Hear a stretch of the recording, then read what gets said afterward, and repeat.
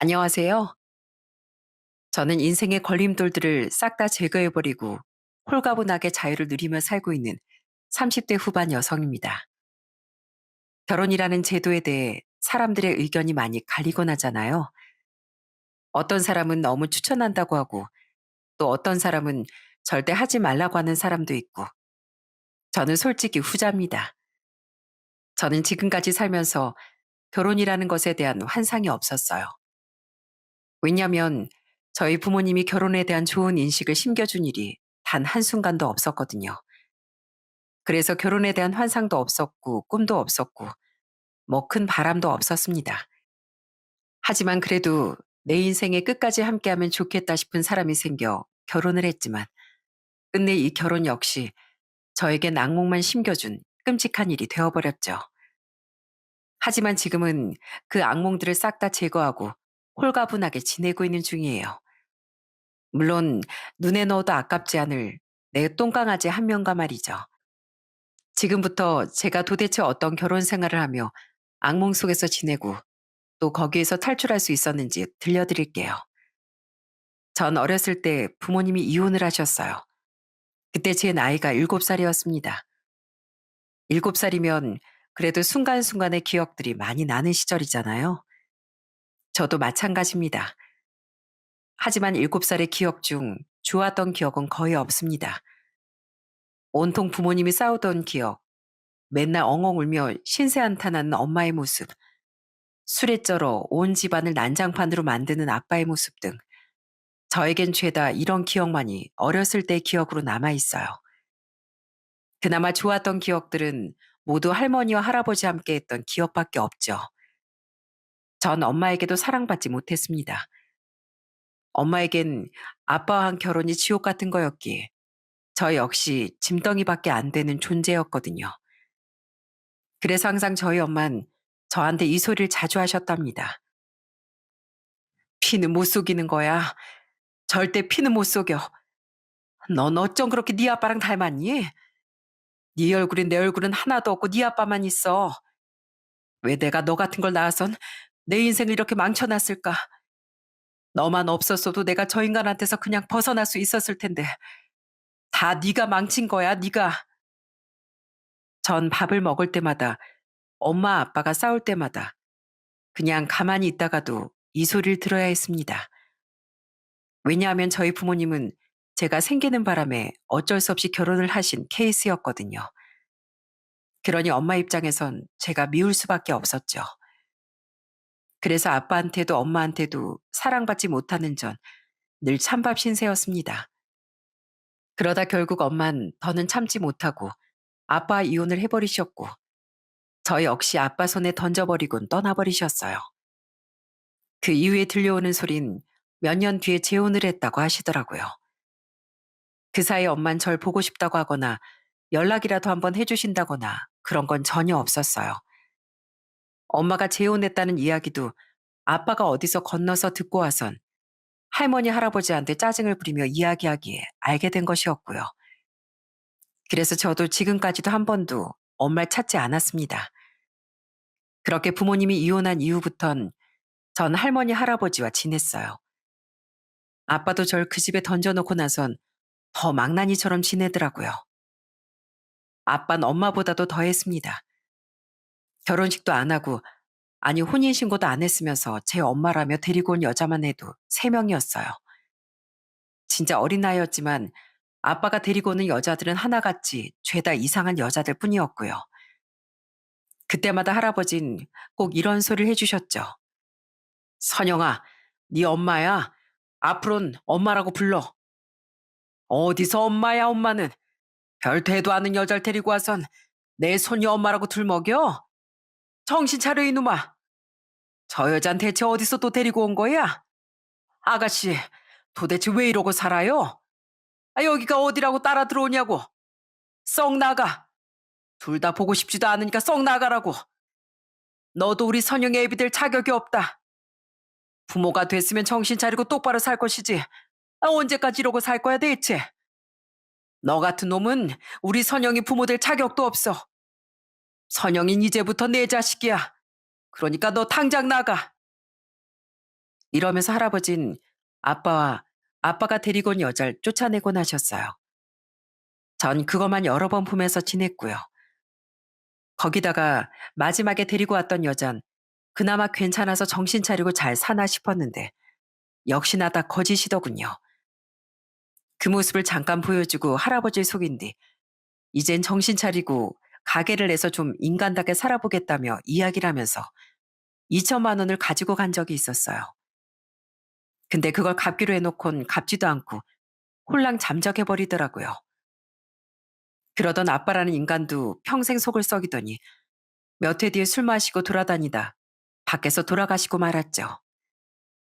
그때 전 슬픈 게 하나도 없었습니다. 대신 아빠한테 돈을 다 뜯긴 할아버지의 모습을 보면서 전 그냥 대학 갈 돈도 없이 내 인생 내가 알아서 하면서 살아야겠구나 생각하고 있었어요. 그래서 제가 대학에 붙었을 때도 말도 안 하고 있었고요. 아니, 솔직히 가고 싶었지만 말도 못 하고 있었죠. 근데 할아버지가 부르시더니 물어보시더라고요. 대학 넣은 건 알았기 때문에 붙었는지 안 붙었는지를요. 그래서 전 이렇게 말씀드렸어요. 할아버지, 나 대학 붙긴 했는데 그냥 안 갈까 봐. 우리 형편에 무슨 대학이야. 나 그냥 빨리 취업해서 돈이나 벌게요. 제가 이렇게 말했을 때 할아버진 알았다고만 하시고 그냥 넘어가셨어요. 그래서 대학은 포기해야 하나 보다 하고 있었죠. 그러다 며칠 뒤 갑자기 할아버지가 절 밖에 데리고 가더니 백화점에 가시더라고요. 그러면서 여성복이 보이는 매장에 들어가선 저한테 제일 잘 어울리는 옷 골라달라고 해서 옷을 사주셨답니다. 그걸로 끝이 아니라 할아버진 제 구두에 가방까지 모두 새로 사주셨고 그때 백화점에서 쓴 돈만 해도 100만 원이었습니다. 마지막엔 할머니랑 같이 맛있는 음식을 먹으며 외식을 하는데 그때 할아버지가 말씀하시더군요. 예, 너 왜 우리 눈치를 보니? 너 왜 대학 붙었다고 신이 나서 얘기를 못해? 너 등록금 때문에 눈치 보여서 그러지? 뭐, 취업? 앞길이 얼마나 창창한데 왜 넌 가고 싶은 대학도 안 가고 취업부터 하려고 그래? 그러지 마라. 이 할아비 능력 있어. 나 구두 닦게 하면서 마냥 사람들 구두만 닦은 거 아니야. 비록 내 아들놈 자식 농사는 잘 못 시켰지만 아들놈한테 날린 돈이야. 그냥 그건 내 팔자인 거고. 아, 내 팔자 때문에 네가 눈치 볼 거 없다. 네 팔자까지 궁상 맞으란 법 없어. 내가 너 대학 보낼 돈, 시집 보낼 돈은 충분히 있으니까 이제부터 마음껏 어깨 펴고 살아. 그리고 당당하게 지내라. 알았지? 할아버지의 말에 눈물을 펑펑 쏟으며 전 감사하다고 말했습니다. 그 뒤부턴 할아버지 할머니한테 정말 잘했어요. 그렇게 할아버지 덕분에 대학도 잘 가면서 전 취업도 잘했습니다. 취업하고 나선 결혼까지 잘했고요. 남편은 정말 좋은 사람이었어요. 물론 연애 때까지만요. 남편은 소개팅을 통해 만났는데 부끄러움이 많은 사람이더라고요. 숫기가 없고 그냥 차분한 사람이었습니다. 근데 점점 시간이 지나면서 보니까 남편은 숫기는 없는데 되게 재밌는 사람이더군요. 그것도 저 한정으로요. 남편은 소극적이고 소심한 사람이라 다른 사람들 앞에선 그냥 조용한 사람이었습니다. 저는 그 차분함이 좋아서 만나게 됐는데 알고 보니까 남편은 자기 사람 앞에선 장난기도 많고 활발한 모습도 많이 보여주는 그런 사람이더라고요. 저는 그게 또 좋았습니다. 제가 남편에게 특별한 사람이 된 것 같았거든요. 또 취향이나 여러 가지 면에서 잘 맞는 게 많아 저희 둘은 연애를 하면서부터 친구처럼 잘 지냈습니다. 전 엄마 아빠처럼 치고받고 싸우는 결혼을 절대로 하고 싶지 않았기 때문에 그냥 무던하게 편안한 연애, 편안한 결혼 생활을 원하고 있었어요. 그런데 이 사람이라면 그렇게 살 수 있을 것 같았죠. 그래서 결혼까지 했습니다. 제가 결혼할 땐 할아버지가 1억을 대뜸 주셨어요. 남편 쪽에 돈이 많지 않았거든요. 그래서 그걸로 남편이 좀 가지고 온 돈 대출까지 보태서 집을 구해 결혼을 했습니다. 이후에 결혼하고 나서 4년째까진 진짜 좋았어요. 우리 엄마 아빤 이 좋은 결혼 생활을 왜 그렇게 힘들게 했을까 하는 생각이 들 정도로 남편과 전 재미있는 신혼생활에 아이를 낳아 키우는 그 모든 과정까지 어느 것 하나 후회되거나 흠잡을 만한 것 없이 잘 지냈죠. 단지 흠이 있다면 바로 시모와 시누이였습니다. 남편은 아버지 없이 시모 손에서 자랐는데 이 두 사람이 진짜 제 결혼 생활에 가장 큰 걸림돌들이었어요. 한 번은 시모가 본인이 아는 방판 화장품을 팔 사람이 없다며 저한테 지인을 한 명만 소개해달라고 하더라고요. 그래도 그거 하면서 두 자녀를 키울 만큼 열심히 하신 분이었기 때문에 전 안쓰러운 마음에 제 지인 한 명을 소개해줬고요. 근데 어느 날 그 지인이 절 사기죄로 고소해버린다는 게 아니겠어요? 알고 봤더니 그 지인한테 300만 원이 넘는 화장품을 시키게 한 후에 자기가 가지고 있는 화장품들이 있으니까 그걸로 주겠다고 한 거였는데 그 화장품이 다 유통기한이 지났거나 박스가 다 뜯어져 상품으로서 팔 수가 없는 것들이었어요. 그러니 지인은 당연히 화가 날 만도 했죠. 그래서 그걸 받곤 고소해버린다고 난리를 쳐버린 거예요. 저까지 말입니다. 거기에 저도 화가 나더군요. 그래서 고소하라고 했어요.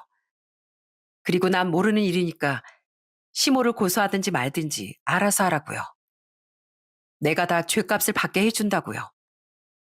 그러니 그제서야 지인이 전 관련이 없는 줄 알고 시모한테만 난리를 치더라고요. 시모는 저한테 와서 그 사람이 진짜로 신고라니까 저한테 울고불고 아주 난리를 쳤습니다. 예, 네가 좀 알려봐라. 나 진짜 이러다가 잡혀가면 어떡하니? 벌써 날 고소도 했댄다. 그러니까 왜 그런 사기를 치세요? 저는 더 이상 쉴드 못 쳐드려요. 어떻게든 용서받고 싶으시면 그 받은 돈 싹 다 가지고 가서 돌려주세요. 당장요. 그제서야 시모는 받은 돈을 다 가져다 줬더라고요. 그 뒤로는 제가 또 가서 미안하다고 했더니 그제야 지인이 시모를 용서해 주더라고요. 정말이지 그때 너무나 시모가 얄미웠습니다. 그래도 이때도 남편도 제 편에서 같이 힘을 써줬기에 시모만큼은 참았어요. 근데 이번엔 신우이가 또 문제였습니다. 신우는 뻑하면 절 고아 취급하면서 무시하기 일쑤였어요. 그게 정말 너무 싫더라고요. 한때는 같이 집에서 지낸 적도 있었는데 절 식모처럼 대하고 제 물건을 함부로 쓰게 못하게 했죠. 그랬더니 신우이가 이러더라고요. 아니 언니, 왜 그렇게 속이 좁아요? 할아버지 할머니랑 살면 그렇게 속이 좁아지나? 왜 그런 거 있잖아요. 어르신들 속 좁고 고약한 거. 그걸 언니가 딱 닮았네. 뭐라고요?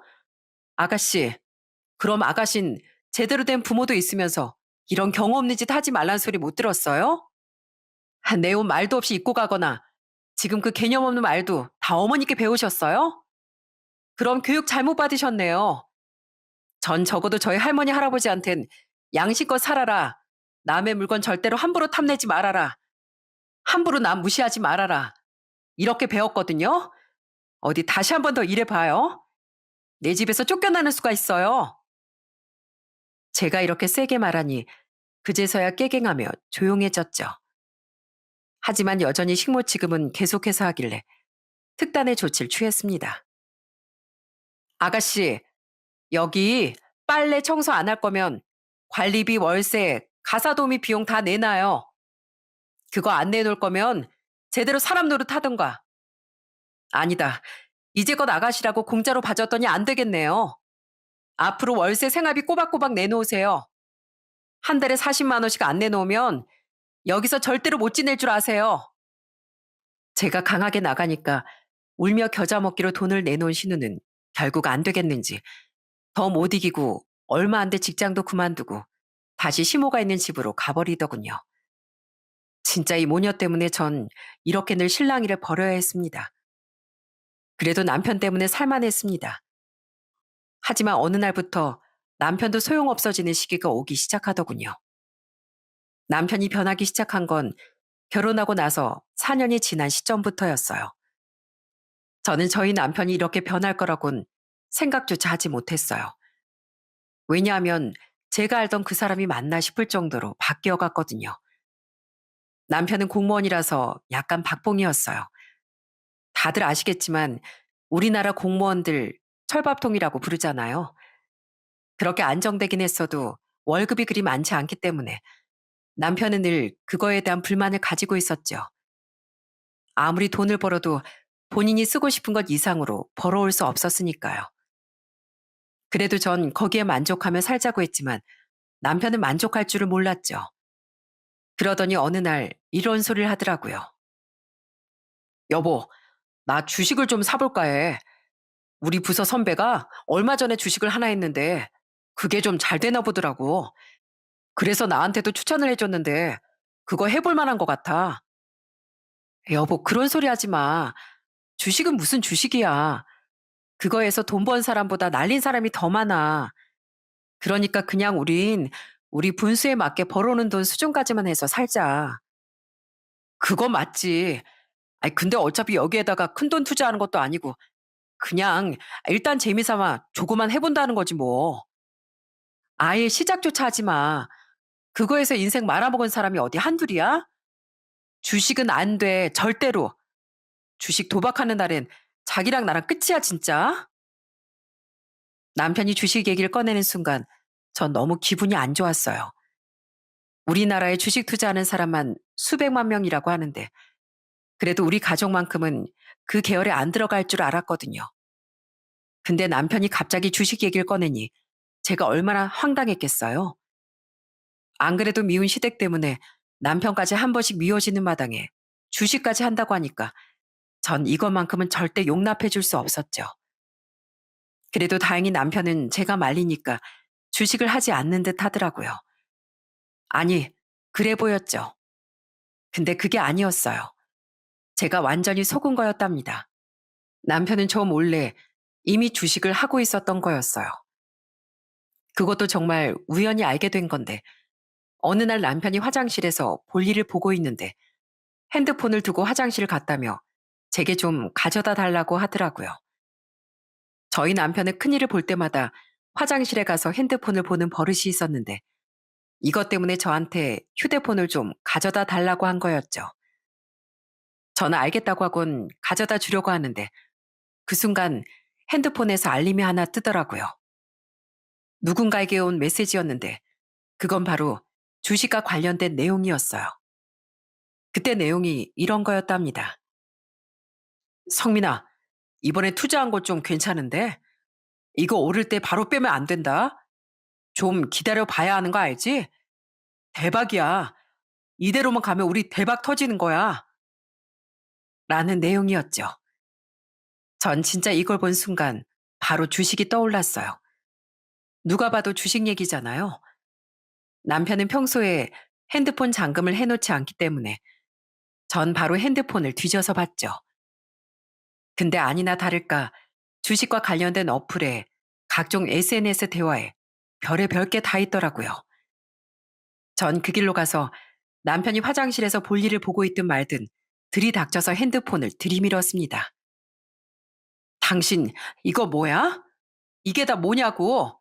당신 주식했어? 내가 하지 말랬잖아. 주식 위험한 거라고. 그거에서 말아먹은 사람이 어디 한둘이냐고 진짜. 여보 진정해. 아니 그거 별거 아니야. 나 진짜 조금 넣었어. 진짜 내용 또 모아서 조그만 투자해 본 거라고. 거기다가 지금 나 손해 본 것도 없어. 지금 내가 넣어 놓은 게 대박 쳐서 이대로만 가면 우리 좋은 집으로 이사도 갈 수 있어. 뭐? 이 사람이 아직도 정신을 못 차리고. 당신 진짜 왜 이래? 내가 그런 거 하지 말라고 했지? 당장 빼. 안 그럼 나 당신 진짜 가만 안 둬. 저는 남편에게 으름장을 놓았습니다. 하지만 이게 남편에게 전혀 통하지 않았어요. 그동안엔 제가 하는 말이면 다 들어주고 했던 남편이 주식에, 아니 돈에 미치니까 진짜 제가 눈에 들어오지도 않는 모양이더라고요. 그 이후에도 전 계속해서 주식을 하지 말라고 했지만 남편은 이때부턴 아예 저한테 걸린 거 될 대로 되라는 식이었는지 대놓고 주식을 하기 시작하더군요. 뻑하면 집에서 주식 방송 보고 핸드폰으로도 맨날 주식 관련 자료들만 찾아보면서 그렇게 밤낮 없이 미쳐선 주식을 하고 있었죠. 진짜 너무 화가 나고 꼴도 보기 싫었어요. 그래도 제가 그 주식하는 인간과 헤어지지 않았던 이유는 우리 가족에게 피해는 따로 주지 않았기 때문이었어요. 남편은 주식을 하면서도 여전히 집에 생활비를 주고 있었고 자기가 모은 돈 안에서만 그냥 하는 듯 했기 때문에 저는 그 이상만 가지 않으면 봐주자 싶어 그대로 놔뒀죠. 하지만 그것도 힘들긴 하더라고요. 솔직히 말해 남편이 주식을 시작한 이후론 집안을 제대로 돌보질 않았거든요. 남편이 주식에 미치기 전까진 그래도 집에 오면 같이 밥도 하고 청소도 하고 애도 돌보면서 정말 가족처럼 지냈었는데 주식을 시작한 이후론 맨날 TV와 핸드폰만 보고 있었기 때문에 그 모든 건 다 제 몫이었죠. 몇 번을 부부싸움을 하고 하소연도 하고 달래도 봤지만 잠깐만 바뀔 뿐 다시 예전처럼 돌아가지가 않더라고요. 그 생활만 꼬박 1년을 했습니다. 1년 동안 전 정말 많이 참았어요. 그리고 그게 한계에 다다랐을 때쯤 저에게 큰일이 생기고 말았죠. 그건 바로 저희 할아버지가 쓰러진 사건이었어요. 원래도 연세가 있으셨지만 갑자기 쓰러지시면서 건강이 완전히 안 좋아지셨어요. 결국엔 집에선 돌봐드릴 수가 없어 할아버지를 호스피스 병원에 모셔야 했습니다. 전 제가 모시고 싶었는데 집에선 사실 해드릴 수 있는 게 없다 보니 어쩔 수 없이 병원에 모셔야 하는 상황에서 전 매일 할아버지를 찾아가면서 그렇게 돌봐드렸답니다. 근데 너무 위독하다 보니까 말 그대로 돌아가실 날만 기다리면서 매일같이 할아버지와 작별 인사를 하는 기분으로 그 시간을 보내야 했어요. 그 와중에 남편이란 인간은 여전히 주식에만 미쳐있지. 진짜 제가 너무나 힘들었습니다. 너무너무 남편이 미웠어요. 게다가 할아버지가 그 병원에 3개월을 계셨는데 그 인간은 딱 그 3달 동안 딱 2번만 왔을 뿐이었죠. 와서도 얼굴만 비추고 인사만 하고선 바로 돌아가서 핸드폰만 들여다보던 인간이었습니다. 게다가 제가 할아버지 간호를 하고 있으면 집에 있는 인간이 늘 이렇게 전화를 하곤 했었어요. 여보, 우리도 좀 돌봐. 아, 나 배고파. 빨리 와서 밥 좀 해. 그리고 나 애 보는 거 너무 힘들어. 나도 퇴근하고 내 생활이라는 게 있는데 나 언제까지 일해야 되는 거야? 당신 할아버지도 좋지만 우리부터 좀 챙겨. 뭐? 넌 손이 없어, 발이 없어? 네가 좀 알아서 챙겨 먹어. 그리고 그 애가 뭐 내 애야? 나 혼자 낳았냐고. 네 자식이기도 하잖아. 주식에 미쳐가지고 이젠 사리분별도 안 돼? 내가 지금 밖에서 놀고 있는 게 아니고 어디서 밤 내놔라 전화질이야? 내가 갈 때 되면 알아서 갈 거니까 알아서 밥 좀 챙겨 먹고 있어. 저는 진짜 속에서 열불이 나 살 수가 없었어요.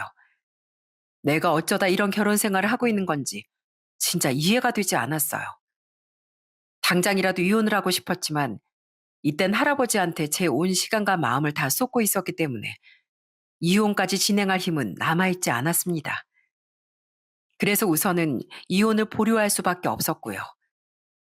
그렇게 3달의 시간 동안 전 할아버지를 매일같이 보면서 너무 힘든 시간을 보내야 했어요. 나에게 있는 유일한 가족인데 마지막 남은 할아버지, 또 날 유일하게 아무 조건 없이 사랑해줬던 이분을 떠나보내는 게 쉽지가 않더라고요. 그래서 제가 더 붙잡고 있었는지도 모르겠네요. 근데 어느 날 할아버지가 돌아가시기 며칠 전 저에게 이런 말씀을 하시던 거 있죠? 선영아, 요즘 이 할애비 때문에 많이 힘들지? 이 할애비가 오래오래 살아서 우리 선영이 봐줘야 하는데 이렇게 늙고 힘이 없어서 널 오히려 더 힘들게 하고 있구나. 미안하다 우리 손녀. 할아버지 그런 말씀 마세요. 이건 제가 당연히 해야 하는 일인 거지. 난 그냥 할아버지가 다 나아서 나랑 같이 손잡고 이 병원에서 나갔으면 좋겠어요. 할아버지, 나 솔직히 너무 무서워. 이제 할아버지 없으면 나 이 세상 어떻게 살아가라고. 할아버지마저 없으면 이제 나 정말 고아인데 저 무서워요. 선영아, 그런 소리 말어. 네가 왜 고아야? 너 절대 고아 아니야. 그런 생각하면서 살지 말어. 살면서 너무 힘들걸라. 이 할아버지를 생각해. 그리고 네 할머니를 생각하고 이 할아버지가 말해줬지 항상 다 괜찮다고. 네가 뭘 해도 괜찮다고. 네가 무슨 잘못을 하든 이 할아버지랑 할머니 널 사랑한다고. 그러니까 너무 힘들고 어렵거든. 이걸 생각해라. 널 사랑하는 이 할아버지가 있다고. 지금도 할아버지 네가 너무 사랑스럽고 아깝다. 너무너무 아까워. 더 좋은 놈한테 시집 보내놓고 갔어야 하는 건데 그러질 못해서 더 안타까워. 이 해레비가 미안하다. 눈에 넣어도 안 아플 내 새끼. 내가 널 이렇게 놓고 가야 한다니. 그래도 우리 선영이 너무 힘들어하지 마라. 네 자식 보면서 또 살아내라. 알았지? 할아버지, 알았어요. 할아버지 덕분에 내가 진짜 이만큼 잘 클 수 있었어요. 결혼도 하고 애도 낳고. 아마 할아버지 할머니 아니었으면 난 평생 세상 원망만 하면서 살았을 거예요. 근데 두 분 덕분에, 할아버지 덕분에 내가 우리 애도 사랑해 줄 줄 알고 세상도 잘 바라보면서 살 수 있었어요. 감사해요. 그리고 사랑해요, 할아버지. 나도, 나도 사랑한다, 우리 손녀딸. 봐도 봐도 아까운 우리 손녀. 이렇게 아까운 우리 손녀. 내가 좀 더 오래 살아야 하는데, 더 오래 살아야 하는데. 할아버진 이 말씀을 하시면서 정말 엉엉 우셨습니다. 그 힘없는 분이 정말 엉엉 우셨어요. 그래도 이때는 할아버지가 조금 기운이 돌아왔었기 때문에 말씀을 그나마 좀 하실 수 있었죠. 하지만 그 뒤로 정말 며칠 뒤 갑자기 또 병세가 악화되면서 마음의 준비를 하라는 의사의 말이 떨어진 그날에 바로 돌아가셨습니다.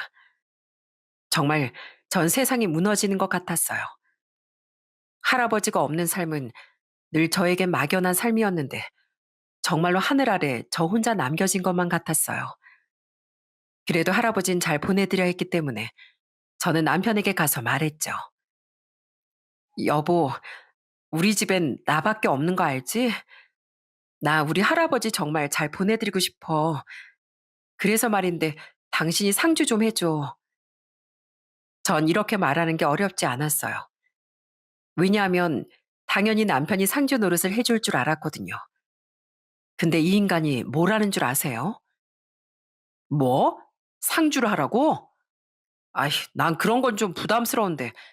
아, 그리고 솔직히 말해서 할아버지가 뭐 나한텐 해주신 것도 없었잖아. 늘 당신 할아버지기나 했지. 뭐 돌아가셨다고 해서 유산을 물려주기로 했어. 아니 뭐 잘해주시기로 했어. 이렇게 몸 하나 딸랑 놓고 떠나신 것밖에 없잖아. 그 처리도 다 우리가 해야 하는 건데. 미안한데 상주까진 좀 힘들겠다. 당신이 해.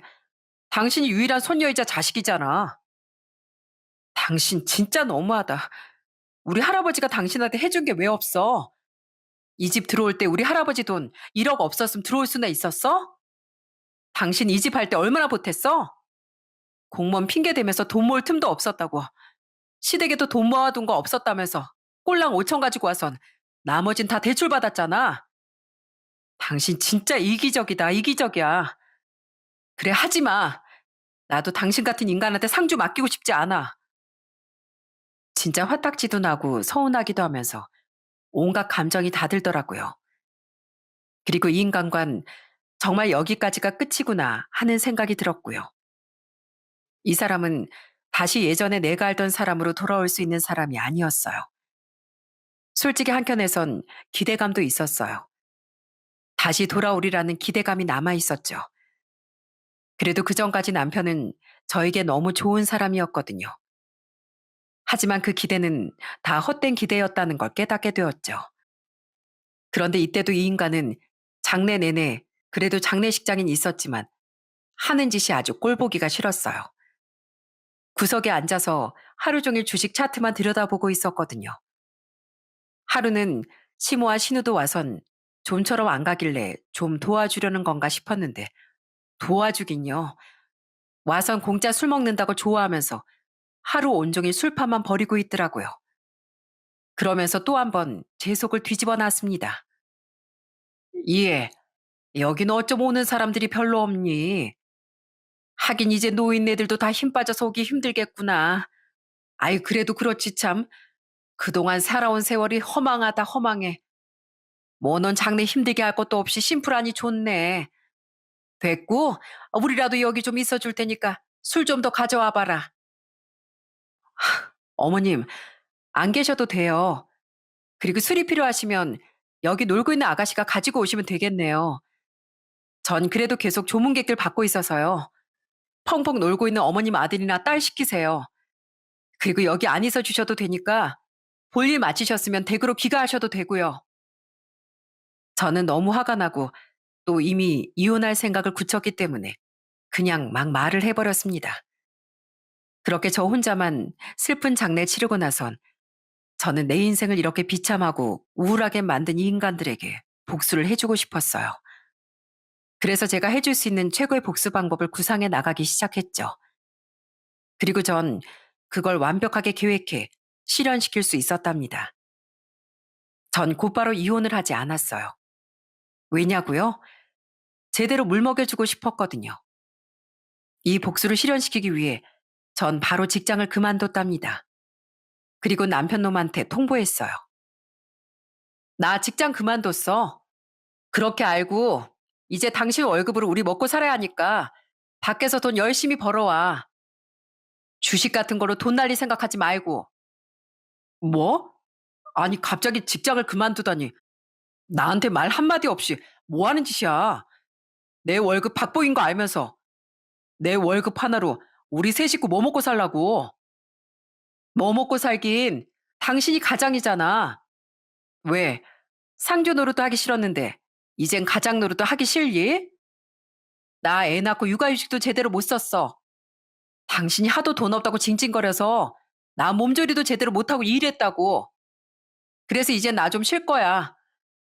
그러니까 그렇게 알고 당신은 열심히 밖에서 돈 벌어. 남편이 바득바득 화를 내며 다시 직장으로 돌아가라고 했지만 전 극구 싫다고 했습니다. 그리고 그 뒤부턴 탱자탱자 놀면서 여기저기 여행 다니기 시작했어요. 솔직히 전 대학교 졸업 후에 바로 취업하면서 그 흔한 여행 한번 제대로 못 가보고 일만 해왔기 때문에 제 시간이 필요했거든요.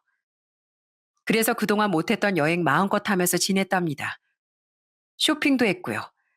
내가 가지고 싶은 명품도 하나 사보고 옷도 사면서 그동안 돈 아끼느라 못 해봤던 거 실컷 해봤죠. 역시나 그 꼴을 보면서 남편이 이러더라고요. 진짜, 아니, 당신 요즘 왜 이래? 미쳤어? 미쳤냐고? 아님 바람났냐? 너 요즘 남자 생겼어? 뭐? 미친 건 당신이지. 주식에 미쳐가지고 가족이고 뭐고 다 팽개쳐 놓고선 그런 사람이 할 소리는 아닌 것 같은데. 난 이제라도 내 인생 즐기면서 사는 거야.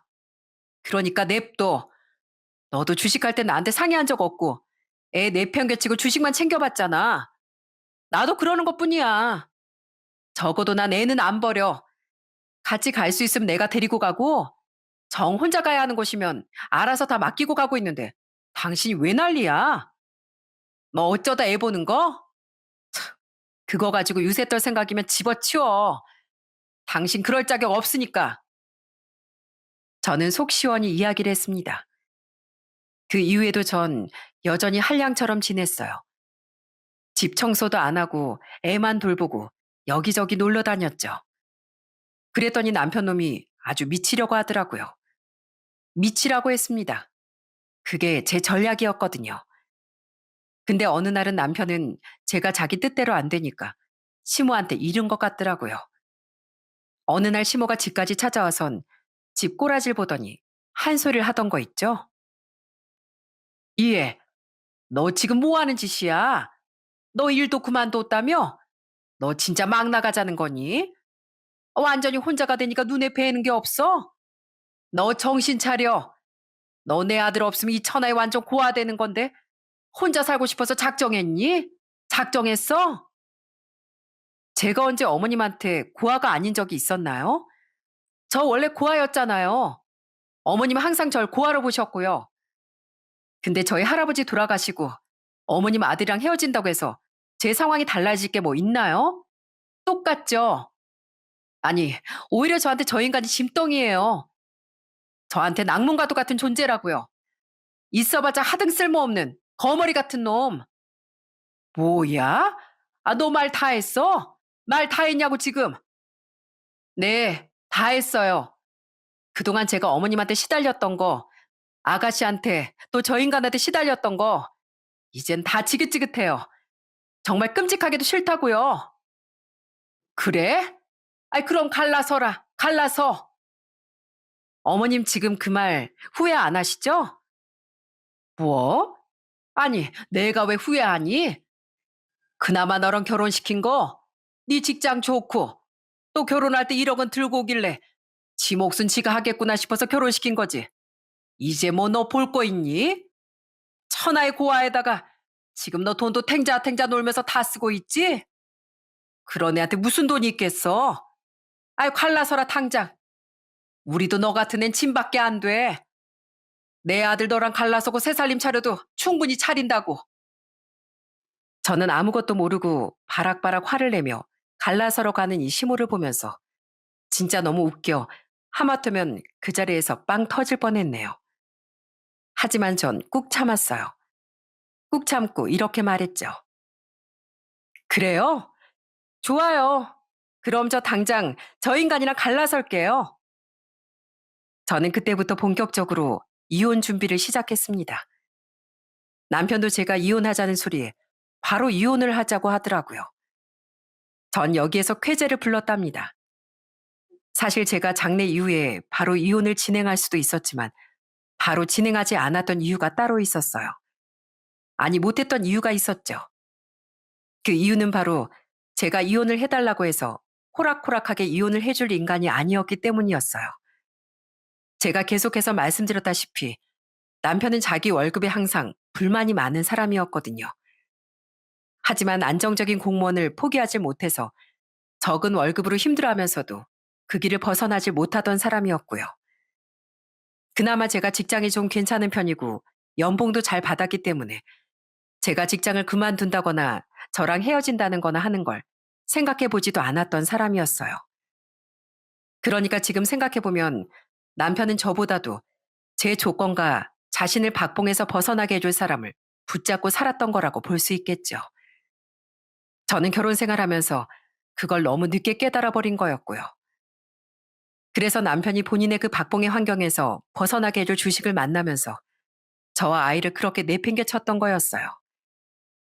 저는 그 사실을 너무 뒤늦게 깨달아 버린 게 후회스러웠지만 그래도 이렇게 더 늦기 전에라도 알게 돼 다행이라는 생각이 들었답니다. 업종상 보너스도 많았던 전 육아휴직을 하면 보너스도 못 받게 되어서 은근히 휴직을 하지 말라는 남편에 의해 몸도 제대로 조리하지 못했었기 때문에 그때 해소하지 못했던 걸 이번에 다 쏟아부은 거였어요. 그러면서 자연스럽게 저의 한량의 모습을 보면서 남편이 스스로 알아서 나가 떨어지게 만든 거였죠. 이 계획이 제대로 먹히는 걸 보면서 전 속으로 너무 신이 났답니다. 덕분에 남편이랑 이혼도 아주 깔끔하게 했고요. 양육권, 양육비, 재산 분할까지 애를 책임지고 싶어 하지 않아 하고 한 달에 몇십만 원씩 돈이나 보내준다는 남편 덕분에 애를 데리고 올 수 있었고 재산 분할도 남편이 벌어온 것보다 제가 벌어온 돈, 또 저희 할아버지가 결혼 때 1억 해준 것으로 집 산 것까지 하면 제가 결혼 생활의 기여도가 더 높았기 때문에 재산 분할 면에서도 아주 만족스럽게 가지고 올 수 있었죠. 하지만 제 복수는 거기서 끝날 수가 없었어요. 돈밖에 모르는 이 인간들, 날 돈으로만 봤던 이 인간들의 쿨을 아주 납작하게 해줄 무언가가 필요했거든요. 그래서 제가 뭘 했는지 아세요? 뭐 저 같은 경우가 또 있는지 모르겠지만 저는 시댁을 한 곳에 불러서 마지막 외식을 해드렸습니다. 뭐 일종의 마지막 만찬 같은 거죠. 이혼이 완벽하게 마무리가 된 당일, 전 남편에게 말했어요. 우리 지긋지긋한 결혼 생활도 드디어 끝인데 밥이나 한번 먹자. 내가 오늘 아니면 또 언제 가족이란 이름으로 밥 먹을 수 있겠어? 내가 살 테니까 어머님이랑 아가씨 모시고 내가 보내주는 주소로 와. 여기서 밥 한 끼 먹고 진짜 깔끔하게 헤어지자. 참나. 재산보다 좀 많이 가져갔다고 유세는. 야, 너 자만하지 마. 너 지금처럼 직장 생활 안 하고 여행이나 다니면서 살잖아. 그럼 바로 네 인생 쪽박 나는 거야. 제발 좀 애를 생각해라, 이 철없는 여편네야. 뭐 밥은 네가 산다니까 내가 간다만 그렇게 인생 허비하면서 살지 마라. 남편이란 인간은 끝까지 절 조롱하더라고요. 하지만 전 그것도 전혀 개의치 않았어요. 오히려 속으로 웃길 뿐이었죠. 그래도 밥은 또 얻어먹고 싶었는지 시모랑 아가씨랑 해서 데리고 왔더라고요. 저는 나름 괜찮은 고깃집에서 고기를 시켜주곤 마음껏 먹였어요. 왜냐하면 마지막에 열심히 배합할 그들이 불쌍했거든요. 그리곤 그들의 배가 한참 부를 때쯤 저는 그 식당 종업원에게 말했습니다. 여기요. 죄송한데 사장님 좀 불러주시겠어요? 네? 사장님이요? 네. 제가 사장님을 오늘 여기에서 좀 뵙기로 해서요. 아, 네, 알겠습니다. 사장님 지인분이시군요. 아, 제가 불러다 드릴게요. 이때 전 남편이나 시모, 신우는 어리둥절해 했어요. 갑자기 밥 먹다 말고 웬 식당 사장을 부르냐는 눈치였죠. 그리고 그 이유를 그들은 곧 알고 나서 제 앞에 무릎을 꿇으며 빌어대야 했습니다. 아니, 누가 부르시나 했더니 사장님이셨네요. 아휴, 오늘 뭐 미리 나오신 거예요? 아니, 뭐, 저희 식당 답사 나오신 겁니까? 아휴, 답사라뇨. 이미 여기에서 오래 장사 잘하고 계시는 거 알고 있었는데요. 그냥 사장님 고기 맛 좀 한번 보고 싶었을 뿐이에요. 사장님, 고기가 너무 맛있네요. 여기 계시는 이분들도 다 너무 맛있게 먹었어요. 아유, 다행이네요. 어떻게, 재계약은 그럼 여기서 하실 건가요? 따로 자리 만들어 놓긴 했는데. 아, 아니요. 그 자리로 가서 해야죠. 여긴 그냥 와서 얼굴 뵙고 인사드리려고 잠시 오시라고 한 거였어요. 제가 직접 가면 또 영업하시는데 방해되시잖아요. 아이고 참. 우리 먼저 사장님도 그러시더니 우리 손녀 사장님도 배려심이 참 넘치시네. 오늘 고긴 그냥 드시고 가세요. 제가 재계약 기념으로 사드릴 테니까요. 네? 아유, 아니에요. 이렇게 맛있는 고기를 어떻게 공짜로 먹나요? 아유, 괜찮습니다. 괜찮아요. 아, 그 좋은 조건으로 다시 재계약을 해주신다는데 오히려 제가 다 감사하죠. 아, 여긴 우리 사장님 가족들 되시나 보네.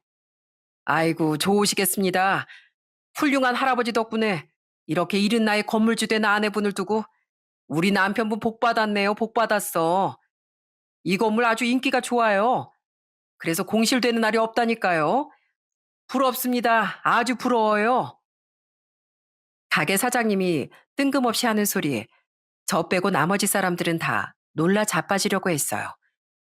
그리고 믿을 수가 없다는 눈치였죠. 여러분도 혹시 그러신가요? 여기에서 이제 제 비밀 하나를 말씀드릴게요. 네, 사실 전 건물주였습니다. 처음부터 건물주였냐고요? 아니요. 절대로 처음부터 건물주는 아니었죠. 전 할아버지가 돌아가시기 직전에 건물주가 되었답니다. 사실 저희 할아버지한텐 2층짜리 건물이 하나 있었어요. 비록 그리 좋은 건물은 아니었지만 그래도 나름 서울에 있었고 이 동네에서도 유동인구가 많은 자리에 위치하고 있어서 인기가 많은 알짜배기 건물이었죠. 저희 할아버지가 생전에 구두 닦기를 하면서 평생 일궈온 돈으로 아주 옛날에 이 건물을 사놓고 지금까지 갖고 있으셨던 거였어요.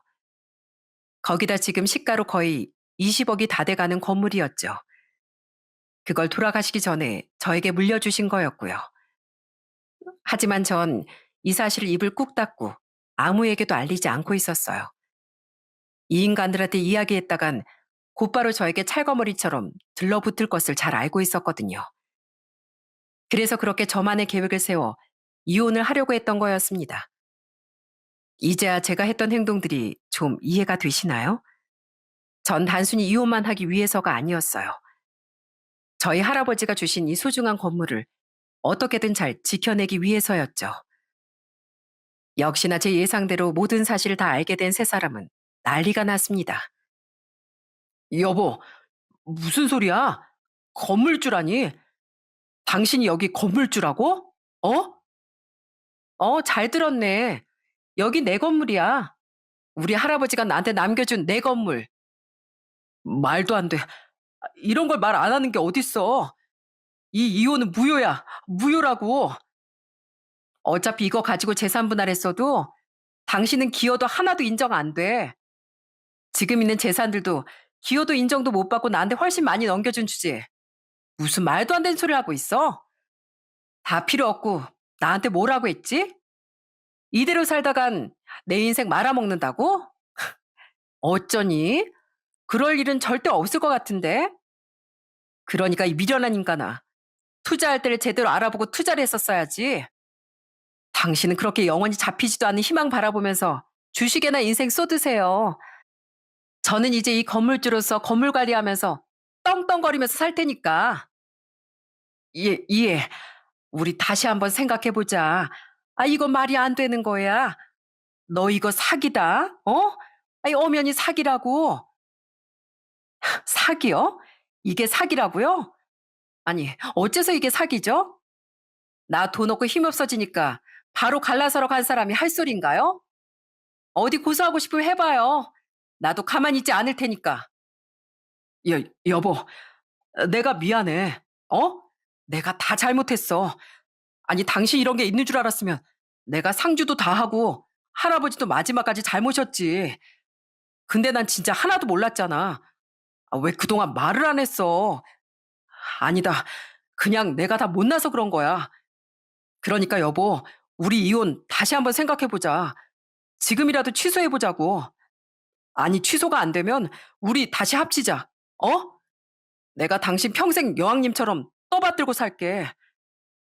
아니, 필요 없어. 차라리 당신한테 상주를 안 맡긴 게 너무 잘한 일이었어. 우리 할아버지가 얼마나 부끄러웠겠어? 당신 같은 놈을 상주로 받고 있으면. 난 돈 보고 날 여왕처럼 떠받드는 인간 필요 없어. 아니, 오히려 꼴도 보기 싫어. 그러니까 이제 진짜 남남된 거 우리 영원히 보지 말자. 이제 좀 나가. 내 건물에서.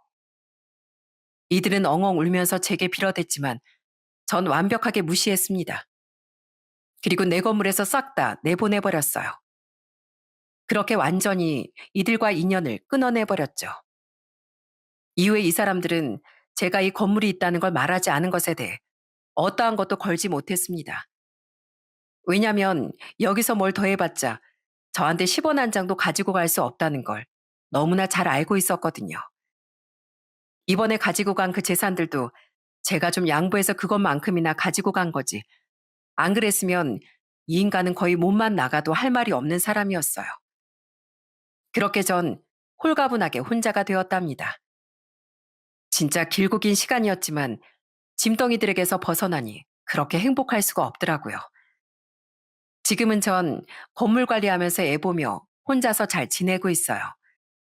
아직 혼자 애만 붙들고 살아가야 할 삶이 좀 무섭기도 하고 두렵기도 하지만 그래도 아직까진 씩씩하게 잘 지내고 있는 중이랍니다. 집은 원래는 서울에서 지냈었지만 이젠 좀 한적한 곳에서 아이와 조용히 살고 싶어서 경기도로 이사를 했어요. 근데 여긴 아직까진 좀 사람 냄새가 나는 곳이라 그런지 동네 분들이 다 좋으시더라고요. 덕분에 저희 아이도 잘 크고 있는 중이고요. 한 번씩 제가 바쁘면 동네에 맡기고 일을 보기도 하고 있어요. 그만큼 좋은 곳으로 이사와 잘 지내고 있답니다. 뭐 전 남편이란 인간은 보니까 저와 이혼하고 나선 주식에 더 미쳐가지고선 저 같은 한 방을 노리겠다며 대출까지 받아서 빚에 허덕이며 지내고 있는 것 같아요. 알고 봤더니 저 몰래 자기 엄마랑 동생 이름으로 해서 빚까지 져놨더라고요. 그것 때문에 그 세 사람 사이도 아주 원수가 된 것 같고요. 이건 신우이가 한번 저한테 자기 오빠 때문에 못 살겠다고 제발 다시 합쳐달라는 전화를 한 번 주면서 알게 된 사실이었네요. 뭐 전 당연히 무시했지만요. 여러분, 사람이 꼭 죽으라는 법은 없는 것 같습니다. 그리고 정말 허망한 것을 보고 사는 게 아니라 내 사람들한테 잘하고 살면 언제가 되었든 복 받는 날이 올 거라는 걸 저는 이번 제 경험을 통해 배울 수 있었어요. 여러분도 혹시나 지금 내 옆에 있는 사람이 볼품 없다고 별것 아닌 것 같다고 치부해버리며 지내고 계시진 않으신가요? 아니요. 그러지 말고 잘해주세요. 그럼 언젠간 그 사람이 여러분에게 희망이 되고 복이 되는 날이 올 거랍니다. 그렇게 되길 저 또한 응원하며 그렇게 살도록 하겠습니다. 저의 긴 사연 잘 들어주셔서 감사드리며 우리 서로의 인생을 잘 응원하면 좋겠습니다. 감사합니다.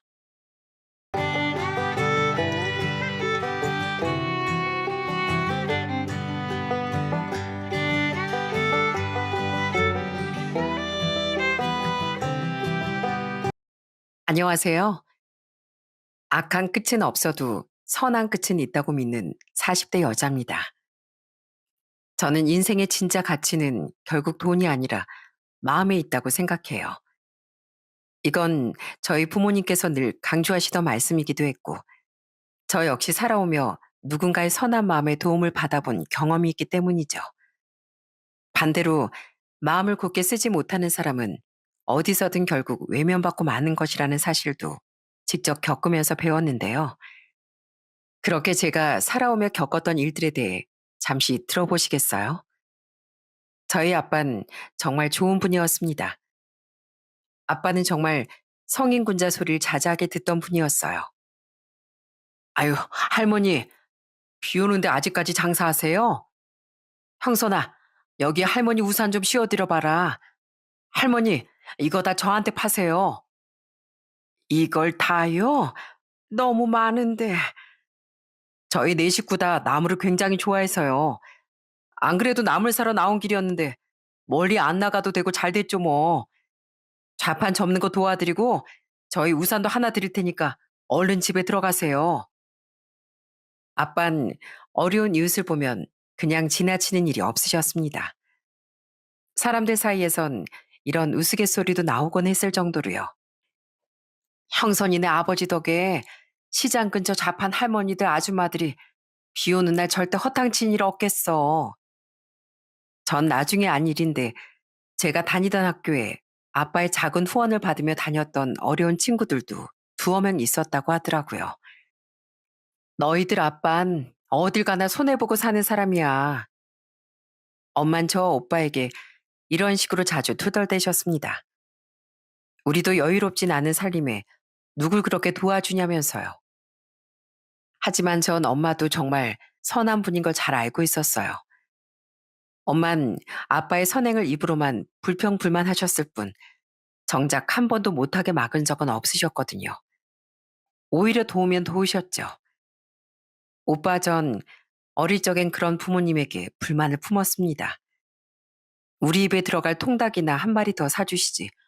왜 맨날 부모님은 남들한테 그렇게 베푸나 싶었거든요. 어린 마음이었던 거죠. 그런데 제가 10살 때쯤인가 아빠는 우리를 조용히 불러서 이런 말씀을 해주셨답니다. 우린 그래도 적당히 먹고 살만 하잖니. 아빠가 어렸을 때 말이다. 지금보다 세상 살기가 훨씬 팍팍했어. 그런데 너희들 할머니가 예전에 많이 편찮으셨을 때 마을 어른들이 십시일반 돈을 모아서 그 비싼 병원비를 빌려주셨단다.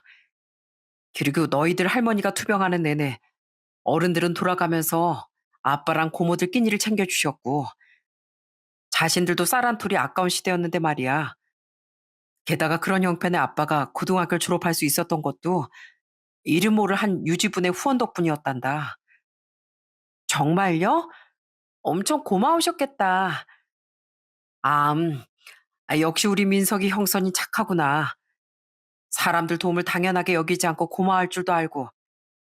아빤 우리 민석이 형선인 아빠처럼 힘들게 자라지 않아서 얼마나 다행인지 몰라. 그리고 그게 다행스럽고 감사한 일이라는 걸 안다면 그 마음으로 다른 사람에게 조금이라도 따뜻함을 나눠줘야 하는 거란다. 그럼 또 그 사람들이 나중에 어려운 누군가를 도와주지 않겠어? 어렸을 때라 선한 영향력이니 하는 생각까진 하지 못했습니다. 하지만 제가 어린 시절에 아빠가 되었다고 생각해 보니 너무 감사할 것 같겠더라고요.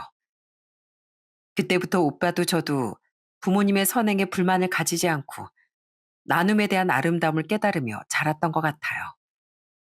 시간이 흘러 오빠 저 모두 직장인이 되었습니다.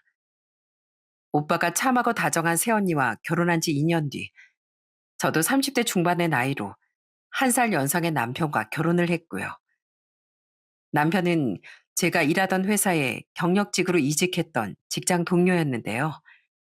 책임감 있고 성실한 모습이 참 좋아 보였습니다. 남편에겐 4살, 6살 연하의 남동생과 여동생이 있었어요. 남편 삼남매는 참 보기 좋은 우애 깊은 형제 사이였죠. 특히 남편은 같은 남자 형제인 시동생과 정말 우애가 두터웠어요. 동진인 우리 부모님이랑 내 자랑거리야. 어렸을 때부터 수제 소리도 많이 듣고 자랐어. 시동생은 명문대를 나온 뒤 대기업에 다니고 있었습니다. 사람이 참 똑똑하고 눈빛도 맑은 사람이었고 제게도 우리 형수님이 최고다며 정말 잘해주곤 했었죠. 제가 머리만 형제들 사이에서 좀 좋았던 거지 인품은 형하고 막내만 못하죠. 근데 형수님을 처음 뵀을 때 딱 느낌이 왔다니까요. 아, 이분은 우리 형의 천생 배필이다 하고요.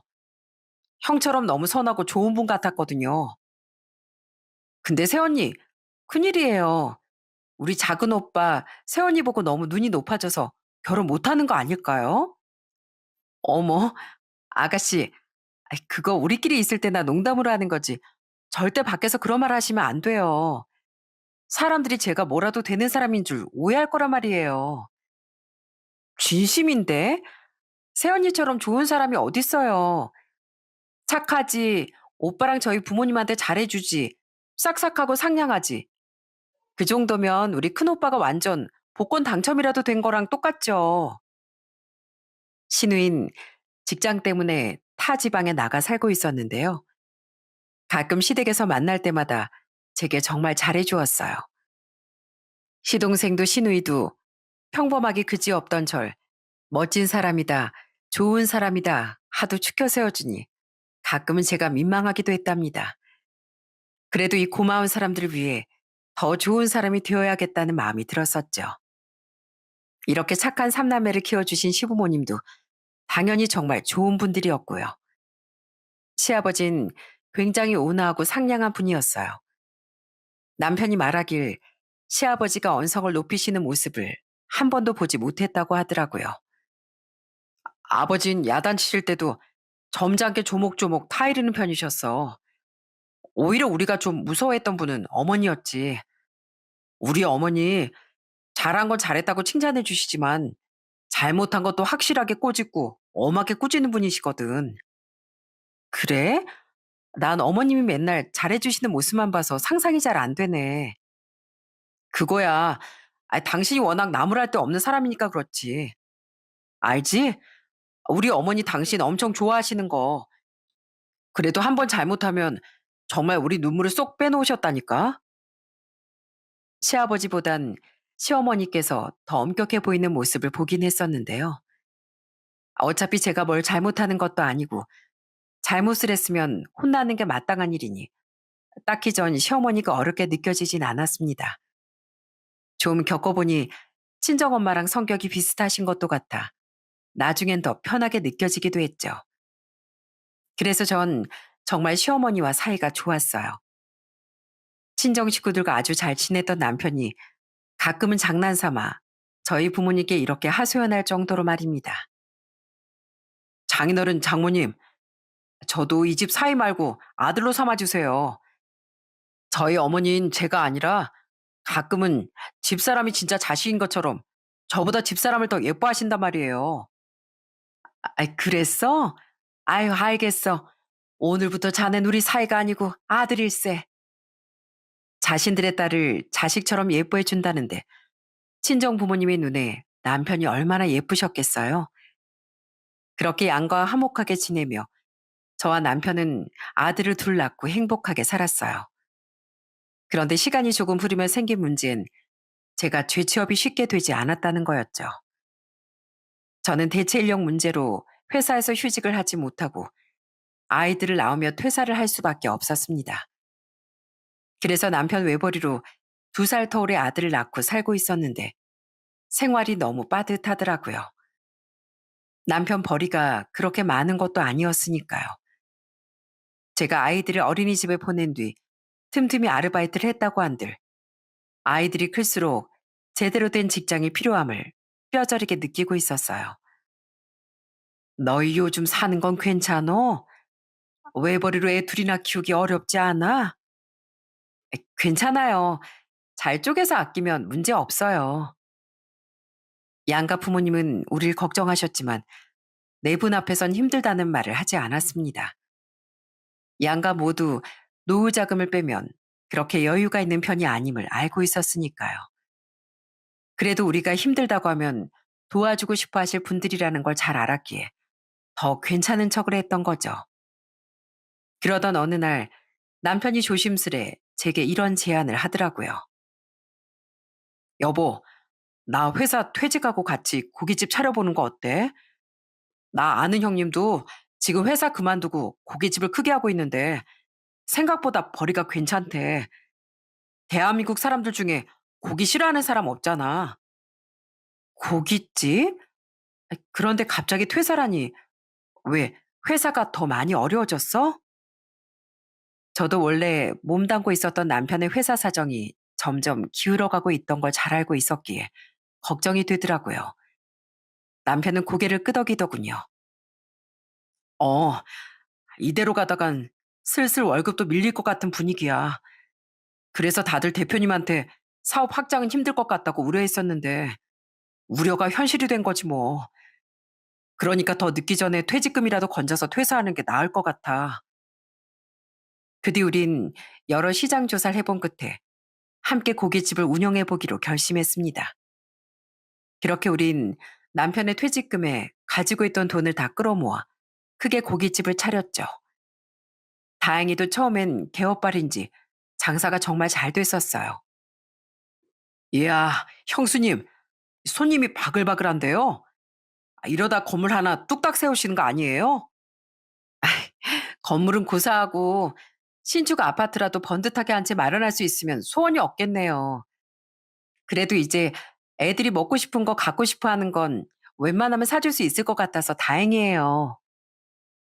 몸이야 힘들었지만 통장에 차곡차곡 쌓여가는 돈을 보니 정말 일할 맛이 나더라고요. 이대로만 가면 우리 애들만은 남부럽지 않게 키울 수 있겠다 싶더라고요. 하지만 인생은 그리 순탄하게만은 흘러가지 않았습니다. 우리가 개업발이 떨어진 건지 가게 매출이 조금씩 떨어지기 시작했거든요. 그런데 우리가 가게를 차린 지 3년 뒤 어느 날 너무 크나큰 불행이 제 인생을 덮쳐버렸어요. 형선아, 아무래도 니들 아빠한테 무슨 일이 생긴 것 같다. 네? 아니, 아빠가 왜요? 아침에 등산 간다고 나갔던 양반이 여태 소식이 없어. 전화도 안 받고 우선 네 오빠가 신고는 해놨는데 혹시 무슨 큰일 생긴 건 아니겠지? 친정아빤 등산이 취미셨습니다. 그날도 아빤 혼자 등산을 다녀오겠다며 집을 나서셨대요. 그런데 밤까지 집에 돌아오지도 않고 전화도 받지 않는다며 엄만 혼비백산한 채 제게 전화를 거셨죠. 그리고 그런 아빤 결국 싸늘한 주검이 되어 가족의 곁에 돌아오셨어요. 아마 저희 아빤 혼자 등산을 하시다 뇌출혈이 오신 모양이었어요. 그런데 설상가상 아빠는 쓰러지며 길이 아닌 바로 옆에 가파른 풀숲으로 굴러 떨어지신 것 같다고 해요. 그런 아빠를 밤이 지나 구조대가 발견할 때까지 아무도 발견하지 못했던 거죠. 조금만 빨리 발견했으면 사셨을 수도 있었을 텐데 정말 억장이 얼마나 무너졌는지 모릅니다. 하늘도 정말 무심하시지. 평생 그렇게 선하게 산 양반을 어떻게 이렇게 데려갈 수가 있니? 얼마나 무섭고 외로웠을 거야 그래. 엄만 하늘을 원망하며 장례 치르는 내내 한탄을 멈추지 못하셨어요. 아빠의 장례식장은 조문을 와주신 감사한 분들로 북적였죠. 너무 슬픈 와중에도 아빠가 사람들에게 얼마나 온정을 베풀고 사신 분인지 체감이 되더라고요. 그런데 불행은 꼭 한 번에 몰려온다고 하지 않습니까? 불행은 그것으로 끝이 아니었어요.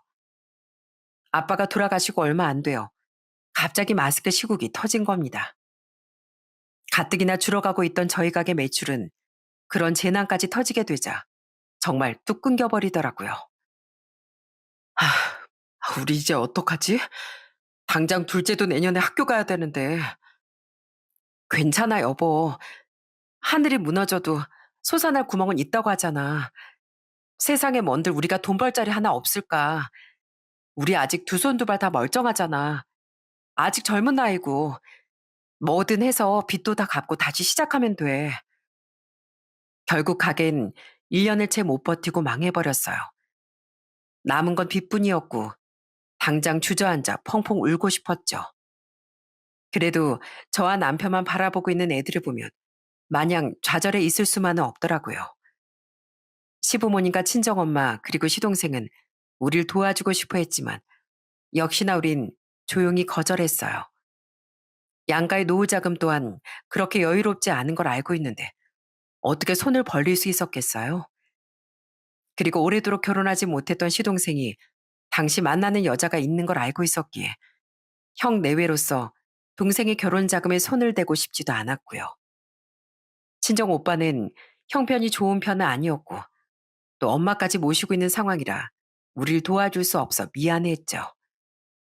마지막으로 시누이 또한 시동생보다 먼저 결혼한 후 빠듯하게 살고 있었기에 괜히 우리에게 미안해하더라고요.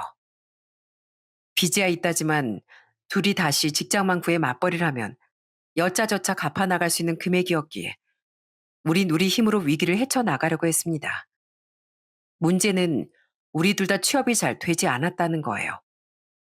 당시 우리 둘 다 40대 중반을 넘긴 나이였고 시국 때문에 일자리를 찾는 것 자체가 쉽지 않았거든요. 그래도 찾으려니 어떻게든 또 일자리가 생기더군요. 남편은 지인의 소개로 급한 대로 공사 현장 일을 시작했습니다. 그리고 다행히도 저 또한 한 병원에서 청소 일을 하게 됐죠. 청소부로 일할 생각은 한 번도 해본 적이 없었지만 당장 제가 가릴 게 뭐가 있겠습니까? 아이들을 먹여 살리고 빚을 갚으려면 뭐라도 해야 했어요. 게다가 생각보다 좋은 급여를 받을 수 있었기에 저는 만족하며 열심히 청소를 하기 시작했죠. 안녕하세요, 형선 씨. 오늘도 수고가 많으세요. 좋은 아침이에요, 실장님. 근데 무슨 좋은 일 있으세요? 얼굴이 오늘따라 더 좋아 보이세요. 사실 저희 남편이 어제 승진 소식을 들었거든요. 다행히 병원 사람들 모두 좋은 분들이라 전 매일을 기분 좋게 출근할 수 있었답니다. 남편도 생각보다 현장직 일이 잘 맞았던 건지 쭉 그 일을 해도 될 것 같다고 말했었죠. 그렇게 우린 희망을 잃지 않고 열심히 빚을 갚으며 인생의 새로운 국면을 맞이했어요. 한편 저와 남편이 망한 뒤 새 출발을 하게 된 이듬해 시동생은 43세 나이로 부장을 달았습니다. 축하해요, 도련님. 대기업 부장이라니 너무 멋진데요? 감사해요, 형수님. 그리고 저 사실 축하받을 일이 하나 더 있는데요. 저 이제 부장도 달았겠다. 결혼하려고요. 그리고 시동생은 부장을 달자마자 전에 만나고 있었던 그 여자와 곧장 결혼식을 올렸어요. 시동생도 노총각이라고 불릴 나이였고 동서의 나이도 41로 결혼 정년기가 좀 지났기에 두 사람 모두 결혼을 좀 서둘렀다고 하더라고요. 시부모님은 드디어 노총각 아들 녀석을 탈출시켰다며 경사라고 말씀하셨고요. 난 의사들 정말 대단하다고 생각해. 똑똑하지, 사명감 있지, 사람들 생명 살려주지. 정말 숭고한 직업이잖아. 동서는 페이닥터로 일하고 있던 의사였습니다. 서로 능력 있는 사람끼리 잘 만났던 거죠. 동선 처음 결혼했을 땐 그냥 무난하고 평범한 사람처럼 보였는데요. 결혼 초에 저와 남편의 직업을 묻더니 표정이 좀 안 좋아지더라고요. 그렇게 말해주셔서 감사해요. 근데 형님하고 아주버님은 무슨 일 하세요? 전 공사장에서 일하고 있어요, 재수 씨. 아, 난 병원에서 청소하고 있어. 원래 우리 둘이 같이 고깃집을 했었는데 시국 때문에 크게 망했었거든. 병원분들도 다 좋은 분들이라 직장 환경이 정말 좋아. 네? 막노동의 청소부요?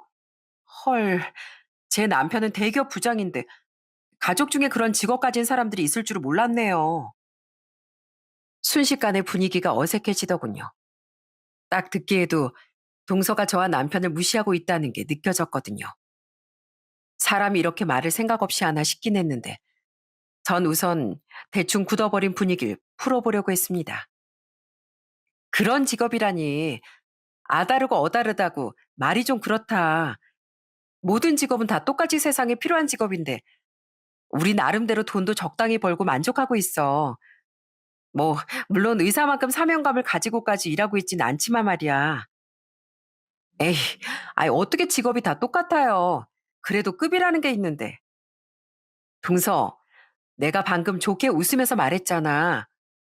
근데 사람 면전에 대고 급이라니. 말은 좀 가려서 할 줄 알아야지. 하지만 더 무례해진 동서의 말에 저도 정색을 하고 단호하게 대꾸했어요. 이런 걸 그냥 웃어 넘겨줬다간 다음엔 더 큰 무례를 저지를 테니 아닌 건 또 아니라고 말했던 거죠. 그러자 동서의 표정이 새초롬해졌는데요. 거기서 끝나지 않고 시동생과 시어머니까지 화를 내자 동선 거의 심통이 난 표정이 되더라고요. 당신 지금 우리 형이랑 형수님한테 무슨 무례야? 빨리 사과 안 드려? 죄송해요, 형수님. 미안해, 형. 얘 세아가 나도 예전에 청소일 한 적이 있는데 그럼 나도 급이 떨어지는 사람이냐? 네? 아니요. 그게 아니라 아니기 뭐가 아니야. 너 가방끈 길고 대단한 직업 가진 거 여기 모르는 사람 없어. 근데 사람 인생에서 가장 중요한 건 돈을 얼마나 버느냐, 무슨 직업을 가졌느냐가 아니야. 됨됨이가 먼저 돼야지. 어디 사람한테 그깟 직업으로 급을 따지길. 그게 얼마나 무식해 보이는 일인 줄 알아? 난 아닌 건 아니라고 확실하게 말하는 사람이야. 또 그런 무례한 말 뱉었다간 나한테 너 크게 혼날 줄 알아. 네, 죄송해요, 형님, 아주버님. 전 그냥 별 뜻 없이 했던 말이었어요. 죄송합니다. 남편이 말했던 엄격한 시어머니의 모습이 바로 이런 거였구나 싶더라고요. 쩌렁쩌렁하게 울리던 시어머니 목소리를 듣는데 괜히 저까지 혼나는 기분이 들더라고요. 그제야 동선 저와 남편에게 사과하긴 했지만 심통난 표정을 보니 별로 진심은 아닌 것 같더라고요. 그때 이후 시부모님도 저와 남편도 동서에게 차마 호감을 가질 순 없게 됐습니다. 우리도 사람이었으니까요. 그래도 가족들은 모두 티내지 않고 동서와 잘 지내보려고 노력했어요. 어쨌든 이제 막 시동생과 결혼한 사람이고 친해지면 단점이 아닌 장점도 많이 보이겠지 하는 마음으로요. 그런데 그 뒤로도 동선 계속 실망스러운 모습을 보이더라고요. 동서, 그냥 앉아있기 뻘쭘하지? 여기 와서 이것 좀 다듬어. 내가 준비는 다 해놨어. 다 같이 일하면 더 빨리 끝나고 좋잖아. 처음엔 가족들 모두 안 그래도 낯설고 어색한 동설 위에 일부러 뭘 시키진 않았습니다. 그래도 가족들이 모두 분주해 보이면 괜히 뭐라도 도와야 할 것 같은 게 사람 마음 아닌가요? 그런데 동서는 시댁에 올 때마다 심지어 명절에도 손도 까딱 안 하려고 하더라고요. 저는 시부모님도 분주히 움직이시는 마당에 앉아서 손톱만 들여다보고 있는 동서에게 좋게 일을 나눠주려고 했습니다.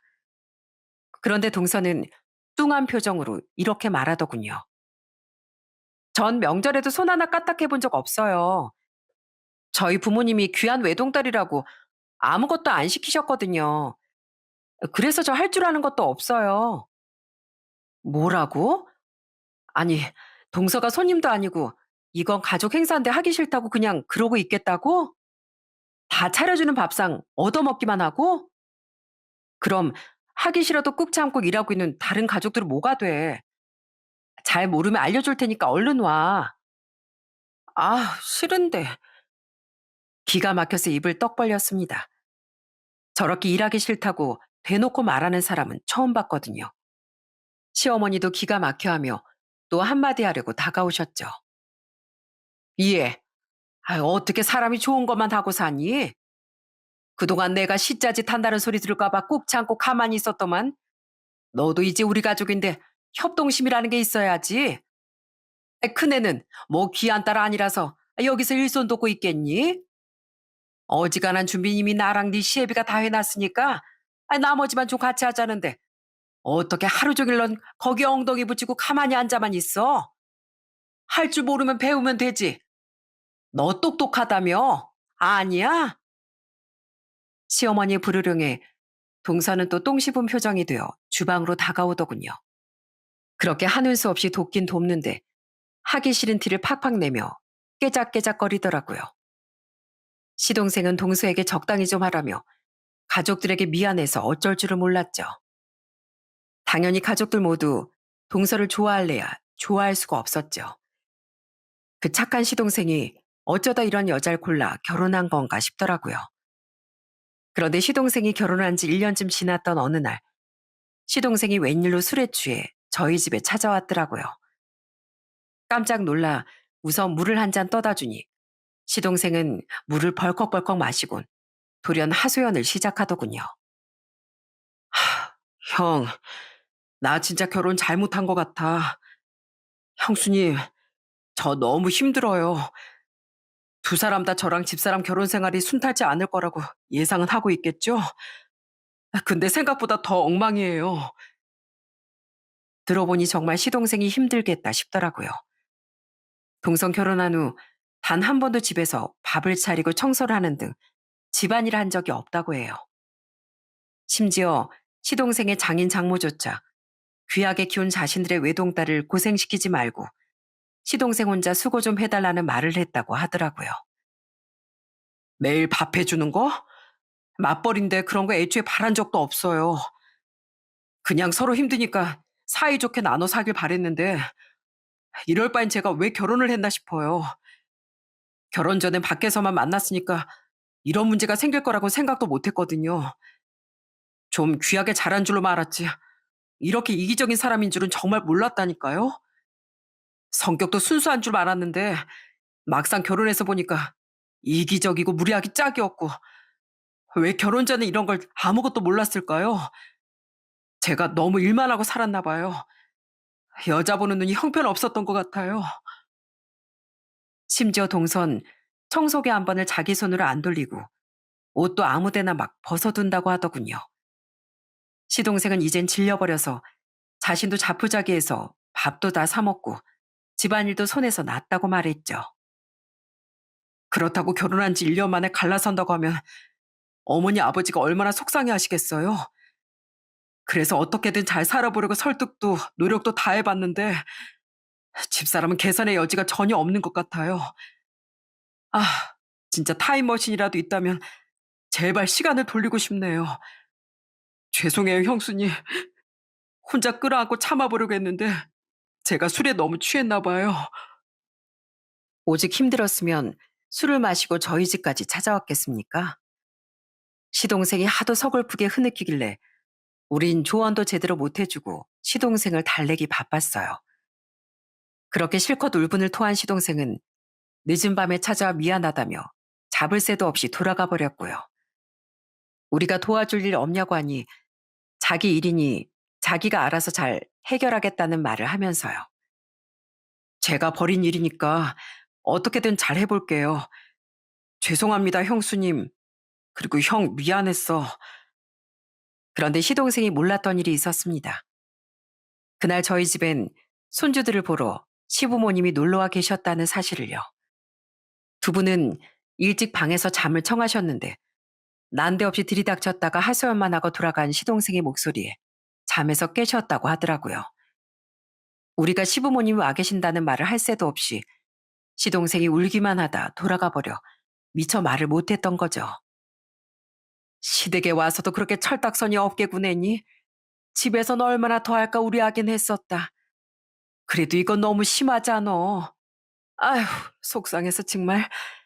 그래도 다 자업자득 아니냐. 자기가 새아가 걔 실체를 제대로 모르고 결혼한 거니까.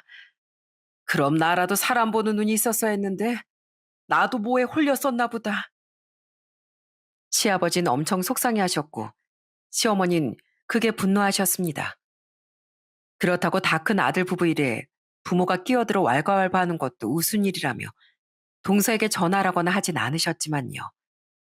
그런데 그로부터 며칠 뒤 제 일상에 깜짝 놀랄 일이 생기더군요. 어? 동서? 어머, 형님. 형님이 일하신다는 병원이 여기였어요? 어, 근데 동서는 왜 여길... 아, 저 이직했어요. 오늘부터 저 여기로 출근해요. 근데 세상 정말 좁네요. 여기서 형님을 다 마주치고. 바로 제가 일하던 병원에서 동서와 딱 마주쳤던 겁니다. 동서에 대한 감정이 좋은 상태는 아니었지만 그래도 가족을 일터에서 만나니 신기하긴 했습니다. 마찬가지로 놀란 동선 우선 반갑다는 듯 인사를 하긴 했는데 잠시 주위를 두리번거리더니 이런 말을 하더라고요. 형님, 이런 데서 뵈니까 신기하긴 한데요. 앞으로 사람들이 있을 땐 저 아는 척은 안 해주셨으면 좋겠어요. 그냥 괜히 사람들이 우리가 가족인 걸 알면 불편할 수도 있잖아요. 둘이 있을 땐 괜찮지만 부탁 좀 드릴게요. 좀 기분이 상했습니다. 과거 청소부라는 제 직업을 무시했던 사람이었으니 아, 내가 창피하구나 싶었던 거죠. 괜히 거기다 대고 불쾌하네 뭐네 하는 것도 번거로워 전 떨떠름한 표정으로 대충 넘어갔어요. 그날 집에 가서 남편에게 동서를 만났다고 말해주니 남편도 인상을 구기며 투덜대더군요. 진짜 마음에 안 드는 여자야. 아무리 재수씨라고 해도 정말 재수똥이라니까. 당신 신경 쓰지 마. 그 뒤로 동서도 저도 사람들이 있을 때면 아는 척도 하지 않았습니다. 그래도 사람들이 없을 땐 저도 저지만 동서도 먼저 고개라도 까딱하며 제게 아는 척을 하더라고요. 윗사람으로서 그걸 무시하는 것도 유치한 것 같아 저도 동서와 둘이 있을 때만 인사 정도는 하곤 했고요. 그런데 동서가 이직한 지 일주일 뒤에 어느 날 저는 정말 당혹스러운 일을 겪게 됐어요. 그날도 전 동서와 딱 마주쳤는데요. 주위에 아무도 없길래 먼저 형식적인 인사를 건넸습니다. 동서, 힘들지? 오늘도 고생이 많아. 아, 진짜. 청소부 주제에 창피하게 누구더러 동서래요? 왜 아는 척이냐고요? 그런데 동선 갑자기 제게 막 신경질을 내지 않겠어요? 진짜 황당했습니다. 아니, 먼저 나한테 와서 인사할 땐 또 언제고 왜 갑자기 성질이야? 생각해보니까 청소부인 형님이랑 일터에서 아는 체 하는 자체가 창피한 일인 것 같아서 그래요. 앞으로 사람들 없을 때도 저한테 말 걸지 마세요. 아니면 선생님하고 꼬박꼬박 존칭하고 고개 숙여서 인사하던가요. 진짜 사람이 웃어주니까 별게다 맘먹으려고 드네. 뭐? 맘먹어? 야, 백진이, 너 지금 말 다 했어? 어머니 말씀대로 직업이 의사면 뭐해? 사람 인성이 먼저 돼야지. 그럼 손이 동생 내가 너랑 맘먹지 상전처럼 떠받들어 주리? 진짜 창피한 건 청소부인 내가 아니라 직업으로 사람 금나누고 주제거리는 네 인성이야. 청소부 주제 누구한테 훈계질이에요? 아우 비켜요. 같이 말 섞고 있는 것도 누가 볼까봐 창피하니까. 정말 기가 차더라고요. 이게 좋게 좋게 대해줬더니 아주 기어오르더군요. 갑자기 왜 이러나 싶었고 정말 스팀이 확 올랐죠.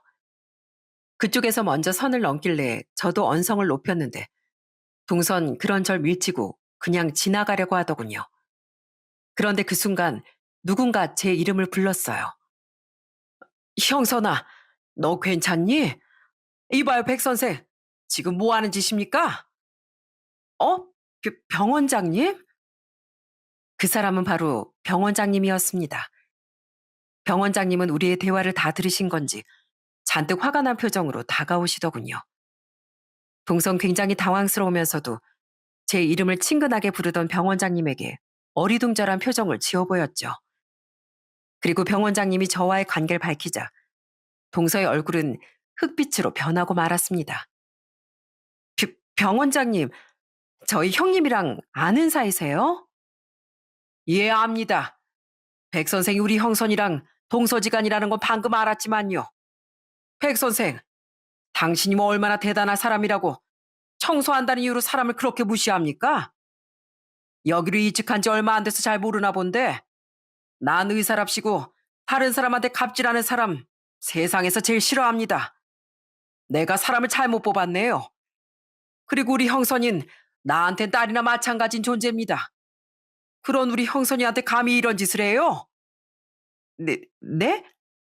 딸 같은 존재요? 맞습니다.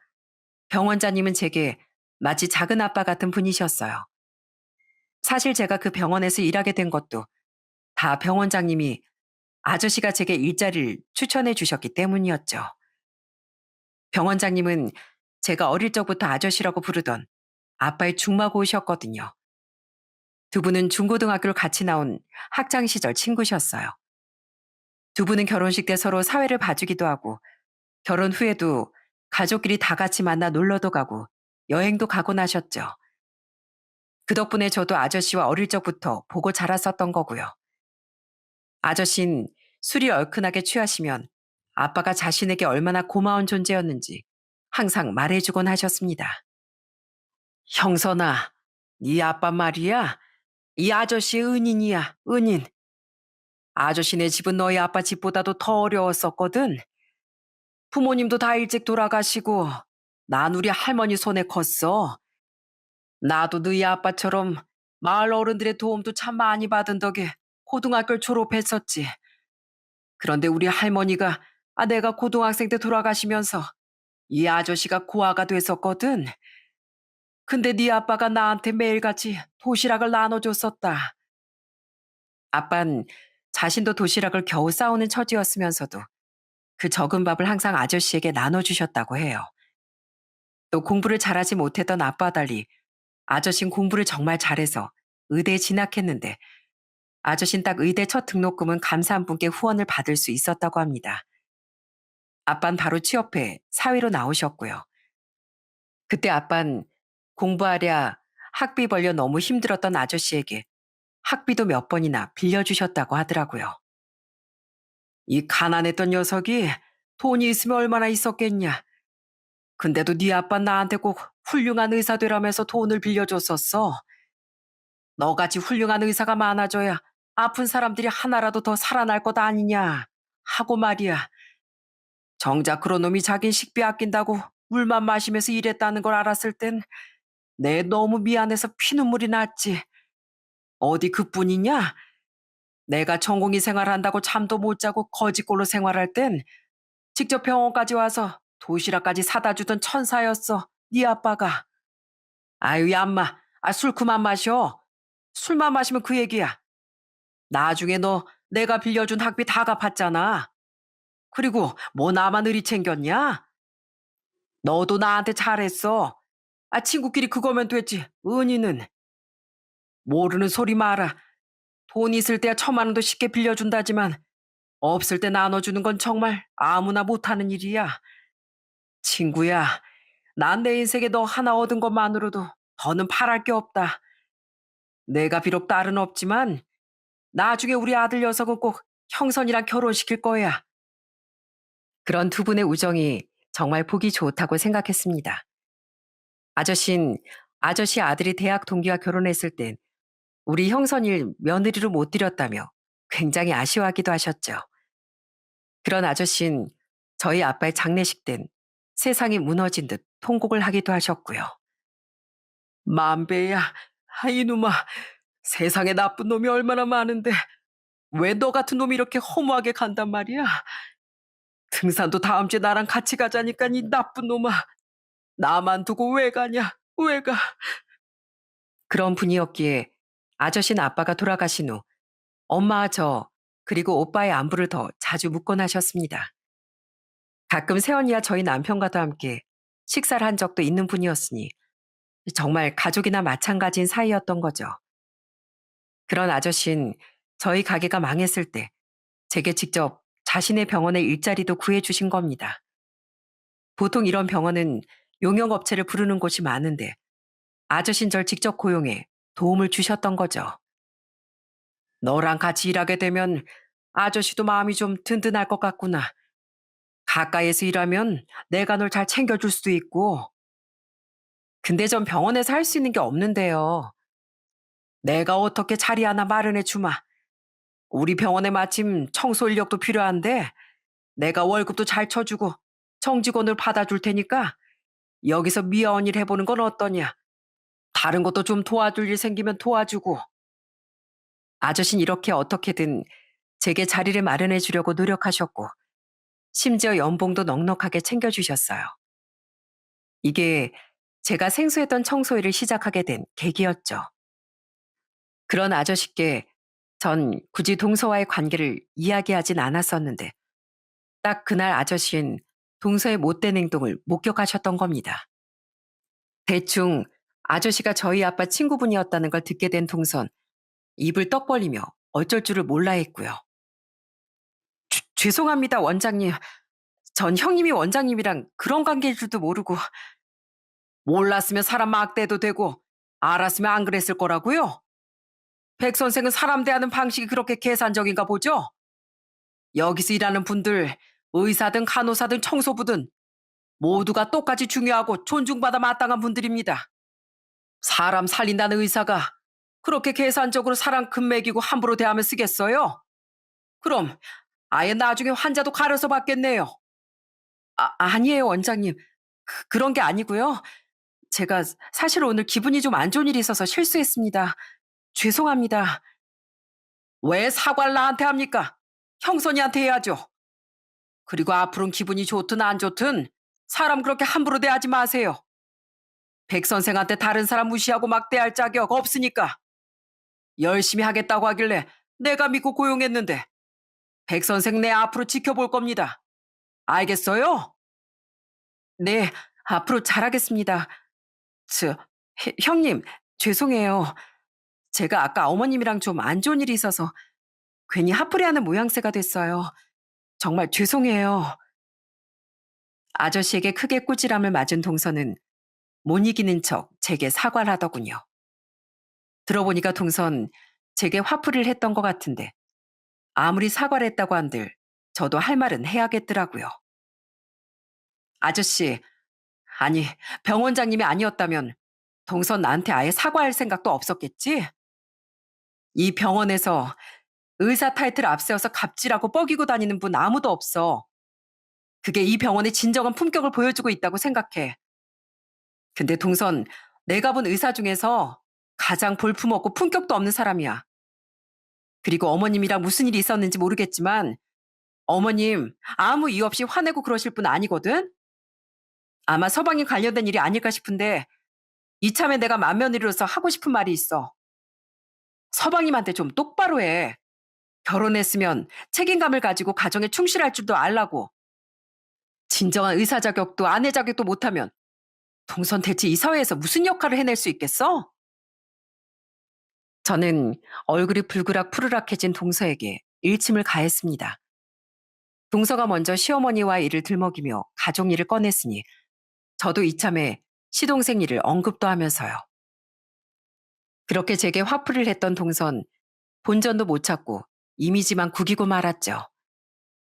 그날 퇴근한 후 시어머니께 무슨 일이 있었냐고 여쭤보니 시어머니는 분통을 터뜨리시더군요. 오늘 동진이가 어제부터 너무 아파서 회사도 못 갔다길래 내가 죽이랑 겸사겸사 반찬 좀 싸들고 걔네 집에 갔었다. 저번에 들어보니 당연히 집에 먹을 것도 없을 것 같길래. 근데 세상에 아주 집이 개판이더구나. 옷은 여기저기 다 널려 있고 배달시켜 먹은 일회용기는 정리도 안 돼 있고 냉장고에 유통기한 지난 음식만 몇 개가 남아 있더라고. 내가 진짜 참으려고 했는데 너무 부하가 치밀어서 둘째 걔한테 전화했었다. 시어머니는 시동생이 아프던 말든 죽을 끓여주긴커녕 개판인 집은 신경도 안 썼던 동서에게 분노가 폭발하셨던 겁니다. 동선 아픈 시동생을 두고 전날엔 혼자 떡볶이를 배달시켜 먹었다고 하더라고요. 아마 저 같았어도 바로 뚜껑이 열렸을 거예요. 시어머닌 동서에게 전화해 정말 큰 난리를 치셨던 거죠.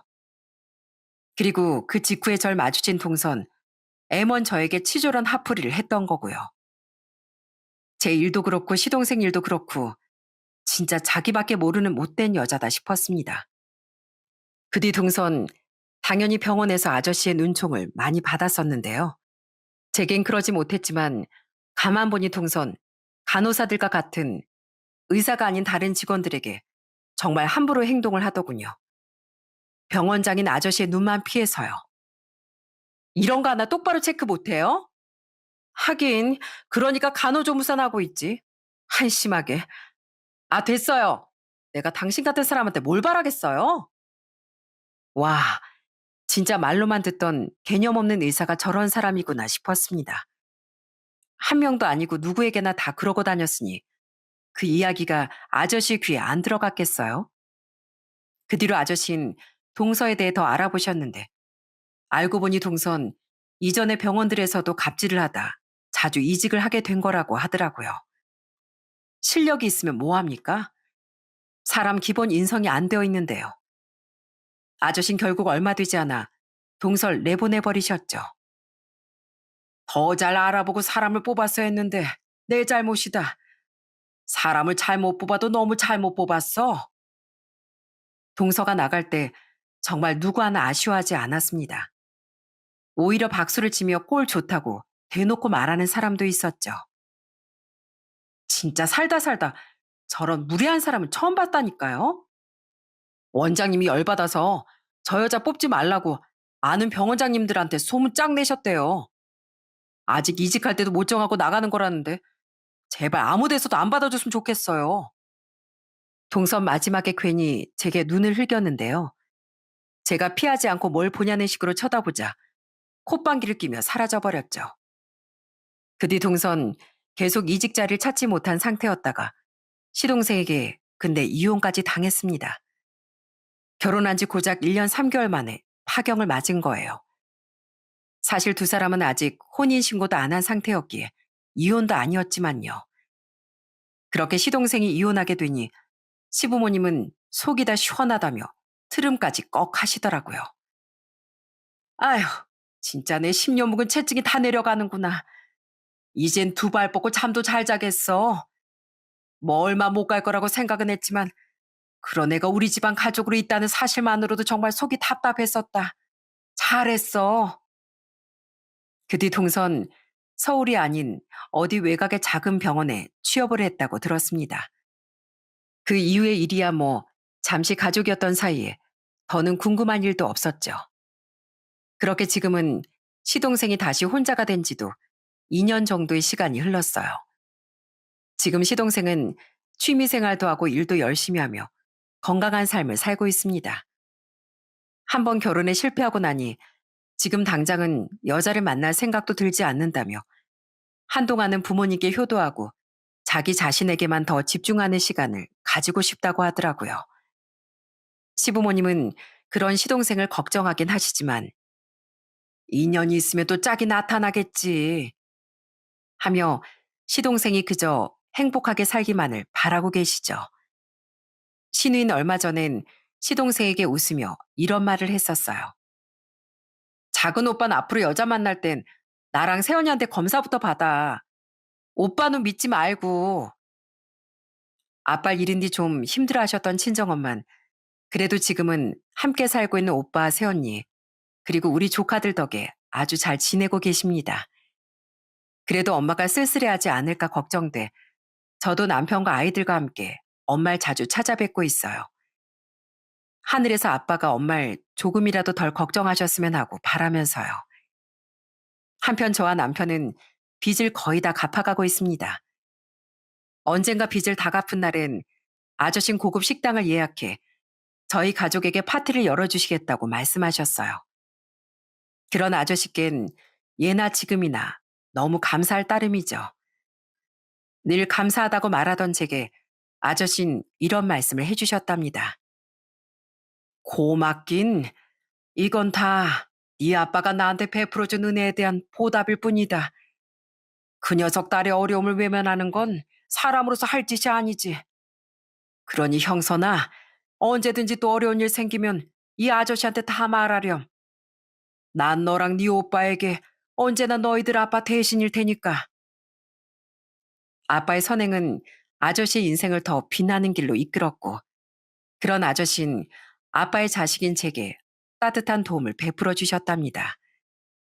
이렇듯 선함은 더 큰 선함으로 이어지는 것 같아요. 그렇게 저 또한 남편과 함께 아이들을 잘 키우며 열심히 살다 도움이 필요한 사람을 만난다면 꼭 따뜻한 손길을 내밀어주고 싶습니다. 그런 선한 가치관이 돌아가신 아빠께서 제게 물려준 가장 큰 유산이 아닐까 싶네요. 여러분, 그 사람의 인생이 어떠하였는진 오랜 시간이 흐른 후 곁에 남은 이들을 보면 알 수 있다고 하더라고요. 비록 많은 사람이 곁에 있진 않더라도 남은 이들의 마음속에 어떤 사람으로 기억되었는가, 진심으로 마음을 나눌 수 있는 이들이 곁에 남았는가가 중요한 거라고요. 물론 모든 사람이 항상 선행을 베풀면서 이타적으로 살 수는 없겠죠. 하지만 적어도 이기적으로 자신만 생각하며 남 알긴 우습게 하는 사람들의 곁은 황량하게 그지 없을 거라는 말을 하고 싶었어요. 진짜 성공은 돈을 얼마나 벌고 좋은 직업을 가졌느냐가 아니라 내 인생을 얼마나 가치 있게 썼냐는 것임을 사연을 마무리하며 꼭 말씀드리고 싶습니다. 그럼 전 이만 여기서 사연을 마쳐보겠습니다.